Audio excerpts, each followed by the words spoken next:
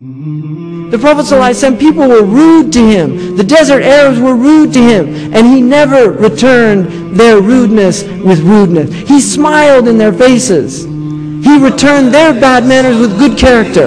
And this is what he taught us to do with people. And we have to, it's mujahada, we have to struggle. The sabr is in sadmatul ula.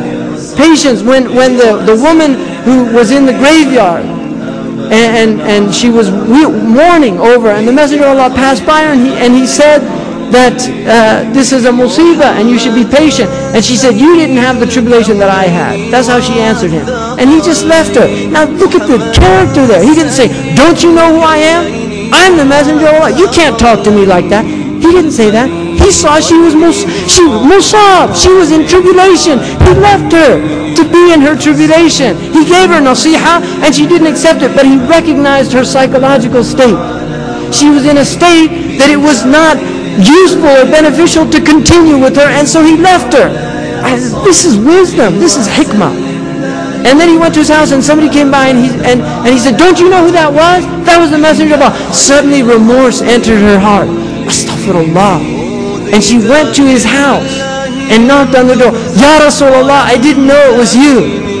And the Messenger of Allah said, patience is in the first calamity, when the first thing hits. That's when. In other words, when the calamity hits, patience that Allah wants is at that point.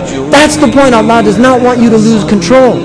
That's the point to take. It's not when it's all over you say, oh, please forgive me. I didn't mean to punch you after you said that to me. You know, I'm sorry. No, it's to stop. I'm not going to punch him because he's a Muslim. Right? I'm not going to do that. I'm not going to engage. And that is mujahada. That is learning to suppress the nafs for the sake of Allah subhanahu wa ta'ala. Because we're here for Allah. We're not here for, and this is ikhlas, to do it for Allah's sake. Really, to do this for Allah's sake. To forgive your brother for Allah's sake. To forgive your sister for Allah's sake. Not for them. To do it for Allah subhanahu wa ta'ala.